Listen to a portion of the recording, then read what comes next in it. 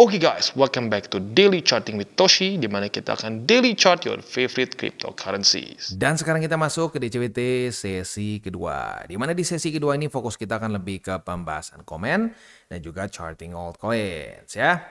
Nah, ini hari Sabtu ya seperti biasa nggak ada data bintang 3 jadi bisa lebih fokus ke TA ya, dan juga mungkin kalau ini sih lebih ke pembahasan komen ya untuk DCWT sesi kedua ya. Jadi untuk BTC sendiri sih ya bisa dibilang belum terlalu banyak perubahan juga. Tapi good newsnya apa? 102.900-an sepertinya masih menjadi support yang cukup baik. Ya walaupun kita harus tunggu besok sih ya. Ya semoga daily close-nya besok jam 7 pagi masih di atas. Dan sekali lagi PR besarnya adalah bertahan di atas dari 100.000. Kalau buat yang penasaran silakan nonton DCT sesi pertama aja, karena kalau diulangin lagi takutnya kepanjangan ya, karena sesi kedua biasanya udah secara nature-nya lebih panjang juga karena pembahasan komen ya. Oke, langsung aja kita lihat ke news ya. Untuk news ini datang dari Panama City ya. Jadi Panama City punya mayor ya sedang berkonsultasi nih dengan beberapa official dari El Salvador. Seperti yang kalian sudah tahu ya, El Salvador ini ya sudah menjadikan Bitcoin sebagai ya, bukan cuma sebagai reserve ya, tapi menjadi ya lu boleh baca sendiri lah yang mengenai El Salvador ya, karena kalau dijelasin kepanjangan juga. Ya intinya dia sedang ngobrol-ngobrol nih dengan para official El Salvador ya. Nah tujuannya apa ya? Untuk membahas mengenai Bitcoin reserve strategi mereka nih ya. Dan tentunya ini menunjukkan sinyal bahwa ada semakin besar ya interest terhadap Bitcoin adoption. Bukan cuma level institusi tetapi bahkan sampai level negara gitu ya. Udah sih kurang lebih seperti itu ya. BTCD nyaris lupa. BTCD kondisinya itu mulai ada peningkatan ya, mulai ada peningkatan dan retest ke EMA 50. Nah, kemungkinan besar ini terjadi karena ya setelah kemarin kan banyak desas-desus nih. Wah, balance sheet mulai naik. Ini rumor bahwa The Fed akan terus mulai menyuntikkan liquidity ke market semakin kental lah begitu ya si rumor ini ya. Nah, tapi setelah lewat berapa hari mungkin orang mikir lagi juga. Ini naik balance sheet bukan berarti pasti jadi netral. Karena pada faktanya juga ini pernah naik, ini naik. Tapi dibanting lagi, ujung-ujungnya apa? Kalau dibanting lagi ya udah BTCD menguat lagi. Gitu. Nah mungkin banyak yang mulai kepikiran juga, wah ini bakal benar-benar netral nggak nih? Atau jangan-jangan ini hanya dinaikin sebentar ya, dinaikin untuk dibanting lagi gitu ya. Ya kita nggak pernah tahu. Kita nggak pernah bisa tahu juga, jadi ya jangan kita tebak-tebakan. Ya caranya gimana supaya resiko kita terjaga? Ya keep it 70-30 or at max 60-40. 40% tuh udah gede loh. Kebayang kalau modal lu se-M berarti 400 juta di altcoins. Ya kemarin gimana altcoins? Bikin sport jantung kan? Kebayang nggak kalau semuanya itu alts? Ya itu yang terjadi di 2024. Di sini kan banyak yang cuap-cuap nih. Altcoin season ya. Ya narasi seperti apapun ujung-ujungnya akan kalah sama apa? Kalah sama data. Datanya balance sheet-nya turun terus, gimana kita mau dapat altcoin season? Nggak ada liquidity. Yang terjadi apa? Naik lagi BTCD-nya. Begitu ya. Jadi ya udah, caranya nggak bisa aneh-aneh lagi. Nggak ada tombol spesial untuk menghilangkan resiko, nggak ada. Ya lu harus bagi dengan ya rasio yang tepat, 70-30 atau 60-40. Kalau mau lebih BTC-nya nggak apa-apa ya. Sekali lagi, misalkan bang, gua nggak percayalah altcoins tuh, misalkan gua mau 100% BTC boleh nggak? Nggak masalah. Atau bang 90-10 boleh, 80-20 boleh. Yang penting apa? Jangan sampai lewat dari 60-40 karena resiko yang lo ambil terlalu berlebihan kalau lewat dari situ. Udah, sesimpel itu aja. Nanti saat masuk ke altcoin season sendiri pun itu 40% akan bengkak dengan sendirinya tanpa lu harus mengambil resiko berlebihan. Enak kan? Ya itu gue udah desainin gitu biar lu nggak stres. Ya coba deh tanya sama orang-orang yang dulu main sama DTCI pakai cara 70-30, 60-40, kebanyakan stres atau enggak? Kebanyakan enggak. Yang stres biasanya kalau bandel. Begitu. Udah disuruh 70-30 ngeyel. Enggak lah dibalik. 70%-nya alts. Ya waktu kejadian begini muntah darah. Gitu ya. Oke, langsung aja ke komen yang pertama dari Maria Tifbray. Kotoshi, kalau menurutku sepertinya kakek Powell itu harus pensiun karena biasanya orang dengan bertambahnya usia rasa takut tuh semakin besar, jadi tidak berani ambil resiko. Dengan perkembangan zaman seperti sekarang ini sudah harusnya berganti pola pikirnya mengikuti zaman. Salam tabur tuai. Sebenarnya gini ya, untuk Jerome gua ngerti kok kenapa dia seperti itu ya. Tarif itu memang ada resiko. Ada juga memang datanya menunjukkan bisa memberikan inflasi yang lumayan. Begitu apalagi Kalau sampai tarifnya seperti yang kemarin digembar-gemborkan si Trump dan China gitu ya, saling tembak-tembakan tarif sampai lebih dari 100% gitu kan. Kalau itu beneran kejadian kan gila sebenarnya. Nah, tapi ya baik lagi, apakah itu hanya permainan politik ya, rame-ramean saja atau permainan gertak sambal? Ya mungkin saja. Karena pada faktanya sekarang China dan US udah lebih dingin nih, udah lebih dingin dan mereka sedang negosiasi begitu. Nah, kalau sampai negosiasi beres, hasilnya bagus, Jerome masih belum mau juga melakukan kebijakan yang lebih loose ya secara monetary policy-nya, nah itu boleh dipertanyakan, kenapa? Begitu ya. Dan kalau kita ngomong secara sejarah juga, ya kita harus coba mengerti juga ya, karena si Jerome ini di 2021 dia bersikeras bahwa tenang, inflasinya bakal lewat kok. Transitory dibilang ya. Inflation is transitory dibilang ya di 2021. Tenang, gak akan kenapa-napa. Sementara banyak orang yang mengkritik si Jerome, lu gak kira-kira money supply kenapa dinaikinnya segila ini. Balance sheet juga terlalu tinggi, begitu dianggapnya ya. Nah, awalnya dibilang transitory, tahunnya mulai kerasa inflasi. Nah, di situ dia baru ngerasa bahwa wah kemarin terlalu gila-gilaan. Nah, ini mungkin saja efeknya adalah ya dia sekarang lebih berhati-hati untuk tidak melakukan kasarnya kesalahan yang seperti dilakukan di 2020 begitu. Tapi kalau dari perspektif kita, I get it. Dari perspektif gua ya, kalau kita nggak mikirin si Jerome, kalau kita nggak mikirin soal ekonomi US, ya bagusnya buat kita ya QE balance sheet. Nah ya maksudnya QE kan itu ya, QE balance sheet naik dan juga interest rate turun. Itu yang kita inginkan. Nah, tapi kita harus ngerti juga dari perspektif si Jerome, karena tugas dia bukan bikin kita untung si Jerome itu ya. Tugas dia itu membuat ekonomi di US ups and downs-nya nggak terlalu gila begitu ya. Buat lo yang penasaran, sebenarnya lu boleh belajar teori ekonominya Keynes ya, Keynesian Economic School of Thought gitu ya, School of Economics ya. Itu menarik tuh. Kalau lu ngerti itu, kemungkinan besar lu ngerti apa yang dilakukan oleh si Jerome gitu ya. Nah, kalau lu pengen tahu lawannya, itu boleh lihat yang Austrian School of Economics. Nah, itu menarik tuh ya. Buat yang cukup geeky kayaknya suka lah begitu ya. Next dari Ryan GXO itulah ya. Mak Toshi, izin nanya, by the way saya masih awam juga soal market. Saya nonton banyak influencer kripto. Rata-rata mereka bilang harusnya BTC dump atau koreksi dari beberapa hari atau minggu lalu.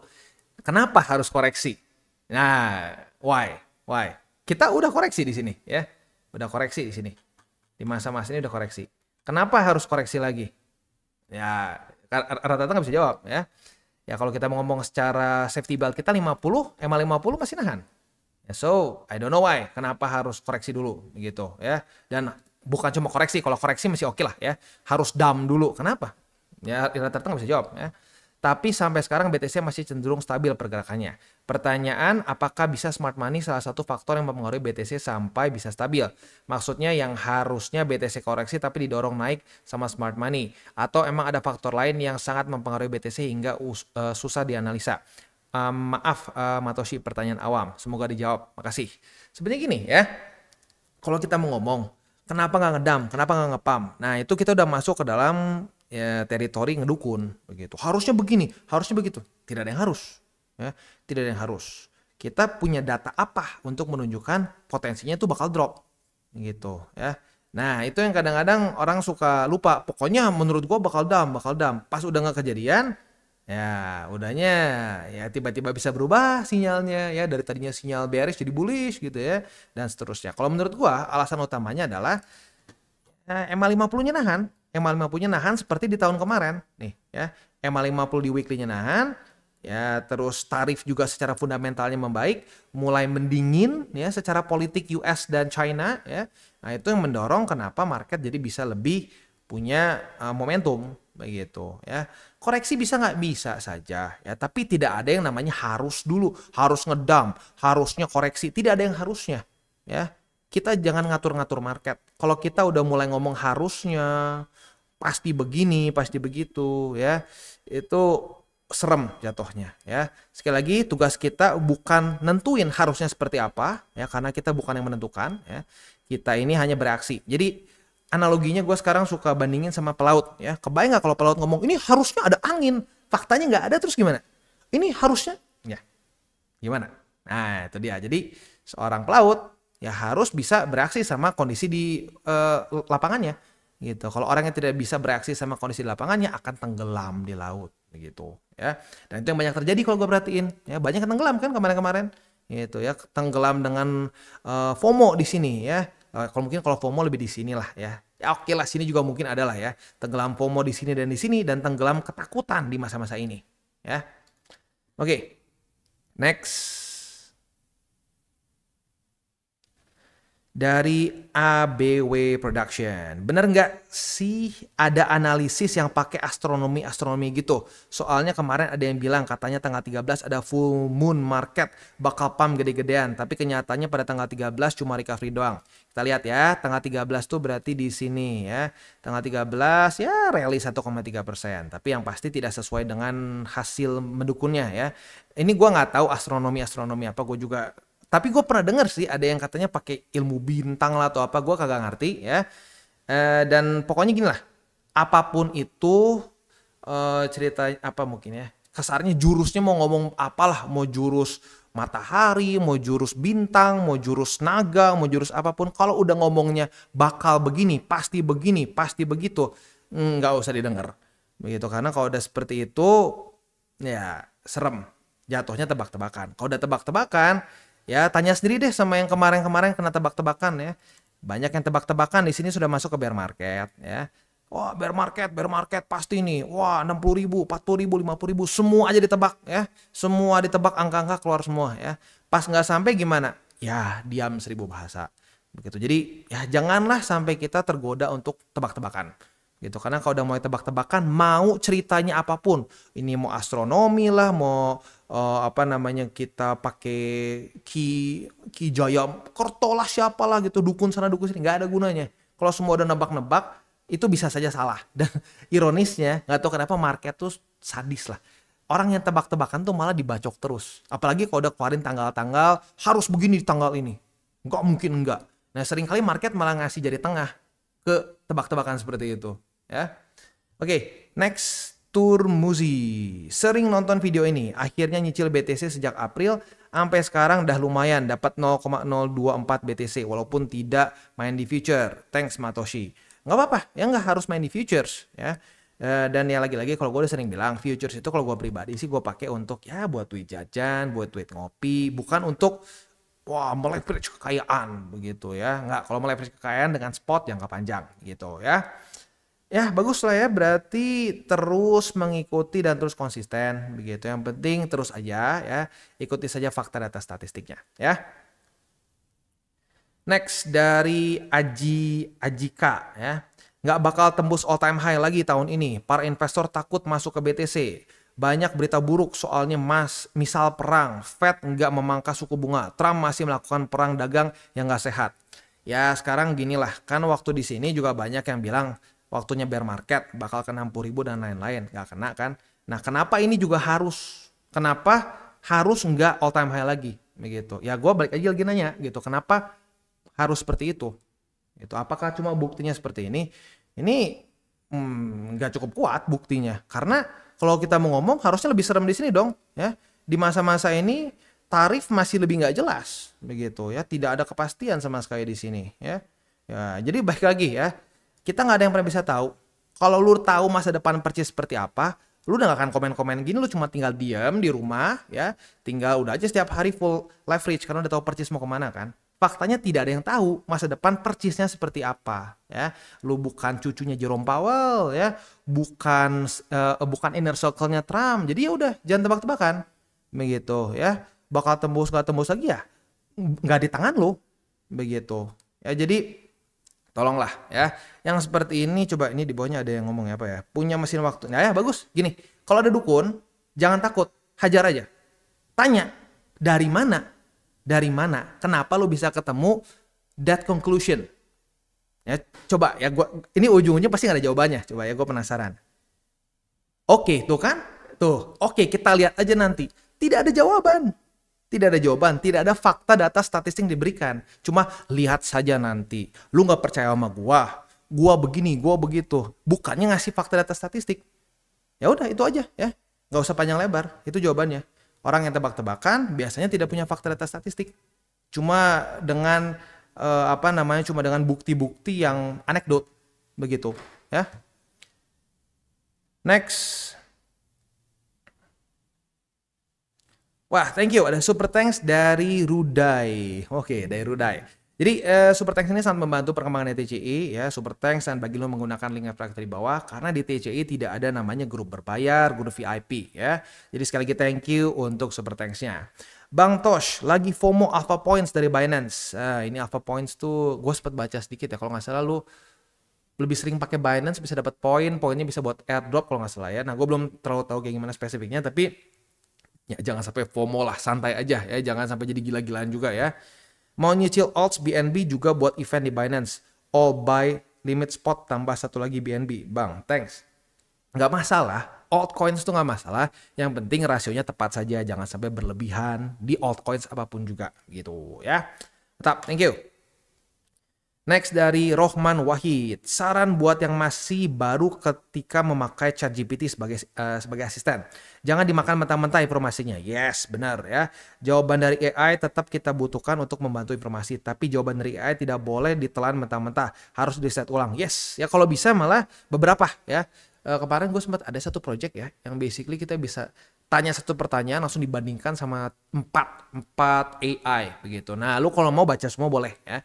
Dan kalau misalkan nih dapat jawaban dari AI, lebih bagus lagi lu lihat source-nya. Source-nya menurut lu ini source yang layak nggak untuk dipertimbangkan begitu ya. Bagus, setuju. Next dari Ola FYP mungkin ya. Agak lemes kayaknya hari ini kok. Ya tadi soalnya pagi ya. I'm not a morning person. Jadi ya tadi kan gue bikinnya ini sedikit lebih pagi daripada biasanya. Maka sedikit lebih lemes ya. Dan belum ngopi juga waktu itu ya. Semoga sehat selalu ya. Happy weekend. Happy weekend juga. Mau tanya kok. Saya pemula. Alokasi saya baru 2% di alts. Apa ada patokan yang bisa dipegang kapan boleh nambah alokasi alts? Misalkan BTCD sekian, nambah alokasi sekian. Ketika terjadi A, nambah alokasi Y. Iya berapa persen sampai akhirnya boleh 40% alt. Terima kasih sebelumnya kok. Sebenarnya gini sih ya. Kalau menurut gua ya untuk altcoin season itu trigger utamanya cuma kebijakan dari the Feds ya, kebijakan the Feds dan macroeconomics begitu ya. Kalau kondisi makronya misalkan masih penuh ketidakpastian kayak ya sekarang paling simpelnya masih urusan tarif nih ya, berarti itu ganjelan satu ya. Ganjelan dua adalah ya kebijakan the Feds. Kebijakan the Fed masih cenderung tight seperti sekarang ya, walaupun nggak benar-benar tight banget sih ya, karena sudah terjadi juga beberapa kali penurunan interest rate, tapi masih belum sebesar cycle sebelumnya begitu. Jadi yang paling gampang kita lihat hasil FOMC. Apa statement mereka? Apakah statement yang dovish or hawkish begitu. Dan selain dari itu ya kita tinggal lihat apakah balance sheet mulai naik nggak. Nah kalau balance sheet mulai naik atau minimal dia itu flat ya, flat seperti ini nih. Nah kalau balance sheetnya mulai flat aja ya, kayak contoh di sini nih. Nah saat balance sheet flat itu bisa mengundang ya altcoin season. Orang bisa lebih berani mengambil risiko. Tapi dalam masa-masa QT di mana balance sheet terus mengecil, itu orang cenderung akan lebih reluctant. Untuk nyopet-nyopet dikit ada nih. Ya kayak ini kan ada nih. Ini nyopet ya. Nah, tapi hati-hati ya. Yang nyopet ini seringkali sudah berpengalaman. Jangan jadi lu yang kecopet begitu ya. Nah, makanya sekali lagi kalau mau konfirmasinya itu balance sheet gitu. Dan kita nggak bisa ngomong BTCD berapa persen, maka kita ikutin odds-nya berapa. Itu nggak bisa. Nggak ada pattern yang sespesifik itu sayangnya. Gue juga pengennya ada sih, tapi ya sayangnya tidak ada gitu ya. Next dari God Bless You Production. Betul betul kata Bang Toshi, nggak usah dengerin dukun. Termasuk yang bilang nggak akan ada altcoin season dan altcoin akan crash. Nggak perlu ekstrim kiri ataupun ekstrim kanan. Yes, bener banget. Gue setuju banget nih sama kata-kata ini ya. Jangan jadi bull boy, jangan jadi bear boy. Jangan ekstrim bearish, jangan ekstrim bullish. Lihat aja faktanya seperti apa. Begitu. Jadilah realis, jangan jadi optimis, jangan jadi pesimis ya. Di kehidupan boleh jadi optimis, itu bagus. Tapi kalau di market jadilah realis, faktanya seperti apa aja ya. Bagus ya. Karena gue ingetin lagi ya, dukun tidak akan ada tanggung jawabnya saat sudah salah. Ya, gue ingatkan lagi nih beberapa dukun yang sudah habis di TCI ya. Di masa-masa sini banyak dukun yang teriak-teriak, udah nih kita masuk bear market, hancur ya, kita kecepatan di sini. Faktanya apa yang terjadi? Naik. Nah di masa-masa sini fake out, lihat aja nih ya. Lu yang nggak nge-short bareng gua akan hancur. Bahkan ada yang mengaku-ngaku Tuhan di daerah sini ya. Kemarin sempat keluar lagi tuh orangnya ya. Dibacotin sama semua member TCI udahnya hilang lagi begitu ya. Ya, jadi ya lagi-lagi sudah banyak sekali dukun-dukun bullshit yang saat dia salah tidak ada tanggung jawabnya. Begitu. Ya jadi ya lagi-lagi tugas kita bereaksi saja ya. Nggak usah nebak sini nebak situ ya. Kita nggak harus nebak. Ngapain nebak sih, udah capek ya. Lu jadi pakai emosi juga. Ya kalau kita di tengah-tengah kita benerin aja porto kita sesuai dengan pergerakan market, nggak stres begitu ya. Mantap. Next dari Uchiha. Wah, Uchiha siapa nih ya? Saya DCA daily BTC 11 hari yang lalu dan ikut video Bang Toshi sebelumnya DCA. Coba untuk maksa ngerti, kemarin mulai paham, hari ini udah ngerti kayaknya. Makasih ilmunya. Mantap ya. Ya ini berarti kalau daily ini berarti ini ya lu DCA murni ya. Ya kalau DCA murni gue ingatkan hanya BTC saja ya, jangan dicampur-campur yang lain. Karena kalau yang lain-lain apalagi lu masukin sampai ke bear market itu bisa hasilnya berantakan ya. Beres, oke itu kurang lebih untuk pembahasan komen pada hari ini. Selanjutnya kita masuk ke buy limit. Tetapi sebelum kita masuk ke buy limit, seperti biasa gue akan disclaimer dulu bahwa semua konten dari TCI bukanlah financial advice. Ini semua bentuknya adalah edukasi ya. Lalu bagaimana cara untuk mendukung TCI? Ada banyak caranya. Lu bisa like our video, bisa share our video, itu juga bisa menggunakan link referral kita di bawah. Dan untuk hari ini sponsor kita adalah Wallby ya. Jadi untuk Wallby ini sendiri adalah suatu platform untuk kita trade futures, nggak ada spot ya. Jadi buat yang masih newbie mungkin nggak cocok ya. Jadi ini untuk yang udah minimal intermediate sampai advance lah ya untuk trading futures. Nah di sini kita bisa trading futures secara apa namanya, secara manual ya, seperti kita trading futures in general saja. Atau yang unik dari Wallby ini mereka itu ada AI agents. Nah AI agents ini adalah AI yang kita bisa pakai untuk apa? Untuk bisa membantu kita untuk membuka posisi ya. Kayak contoh di sini ya. Saat dia buka posisi dia sudah memberikan SL dan TP. Begitu. Keuntungannya apa? Ya simple ya, dan ada berbagai macam jenis resikonya. Ada yang low risk, ada yang lebih ke medium risk, ada juga yang high risk. Begitu. Jadi bisa sesuaikan sama risk profile lo. Mau paling konservatif yang ini ya, yang Mami karena dia low risk dan BTC only. Nah kerugiannya apa atau consnya apa? Consnya adalah kita nggak tahu SOP purchase-nya dari si AI karena ya mungkin rahasia dapur juga ya. Tapi ya gue udah pernah pakai berapa kali dan surprisingly profitable. Sekalinya gue rugi tuh karena gue penasaran ini bisa nggak sih kalau gue buka banyak banget rugi, dan akhirnya bisa gitu. Jadi ya lagi-lagi juga kita harus hati-hati juga ya. Walaupun AI itu bagus tapi nggak berarti dia anti loss juga begitu ya. Ya udah sih gitu aja kurang lebih ya buat lo yang pengen coba. Yang unik dari ini juga yang dari Wallby adalah mereka itu ada rebate voucher. Nah rebate voucher ini ya biasanya hanya 100 USDT saja, tapi bagi lo yang menggunakan link referral kita di bawah atau menggunakan kode Toshi Crypto ya, itu akan ada upgrade dari 100 USDT, aduh salah spelling ya. Nah, dari 100 USDT menjadi 250. Jadi buat lo yang tertarik silahkan bisa coba. Ini rebate voucher ya, bukan lo bisa WD 250 ya. Ya, jadi hati-hati ya. Jadi buat lo yang tertarik, pengen coba silahkan bisa menggunakan link referral kita di bawah dan mulai trade di Wallby. Dan sekarang kita masuk ke SUI. Untuk SUI kita bisa di sini ya, sudah terjadi retest pertama di angka 3,6729 ya. Nah, kita lihat besok, kalau besok pagi daily close dari SUI masih di atas dari EMA 20 atau struktur 3,6729, kita ada potensi untuk buka posisi long ya. Tapi ya kita lihat besok ya. Untuk posisi spotnya ada di EMA 20 dan di angka 3,6729 itu confluence ya. Lalu ada juga di 3,4729 dan di MA 200. Next kita masuk ke XRP. Untuk XRP juga sama nih, sudah terjadi retest pertama di support. Nah, tapi untuk si XRP ini hanya di EMA 20 saja. Kita lihat besok. Kalau besok daily close di atas dari EMA 20, kita ada potensi untuk bisa buka posisi long. Tapi lagi-lagi lihat besok aja seperti apa ya. Next spotnya, untuk spotnya ada di EMA 20, lalu juga ada di angka 2,27054 dan di MA 50 yang sekarang sangat dekat dengan EMA 200. Jadi confluence dihitungnya ya. Next Cardano, untuk Cardano kemarin sudah dapat posisi long, buat yang konservatif sih udah tutup posisi. Oh sebentar. Buat konservatif kayaknya udah ya. Buat yang agresif kita masih bisa pertahankan posisi longnya karena memang ya masih aman ya, masih daily close di atas juga dari 0,7524. So ya target TP-nya jangan lupa aja ada di MA 200 ya. Untuk posisi spotnya ada di angka 0,75242, lalu di angka 0,741105, dan juga di angka 0,720996 ya. Itu kurang lebih untuk setup di DCWT sesi kedua ini. Sebelum kita tutup, seperti biasa gue ingatkan lagi 3 golden rules. Jangan pakai uang panas, jangan over leverage, berpikirlah jangka panjang. Dan salam tabur tuai. Ingat, apa yang lo tabur akan lo tuai, jadi taburlah sebanyak mungkin hal baik. Oke guys, jadi itu adalah akhir dari segmen DCWT kita pada hari ini. Dan jangan lupa bagi kalian yang merasakan manfaat dari segmen ini, jangan lupa untuk share ke teman-teman kalian. Dan apabila lu pengen mensupport channel kita, ya TCI, jangan lupa untuk menggunakan link referral kita di bawah. Nggak wajib ya, tetapi apabila lu menggunakan link referral kita di bawah, ada macam-macam ya, dari Bybit, Huobi, Maxi, toko kripto, dan banyak lagi ya. Ya, walaupun nggak wajib, tapi kalau menggunakan link referral kita, lu secara langsung membantu perkembangan dari TCI.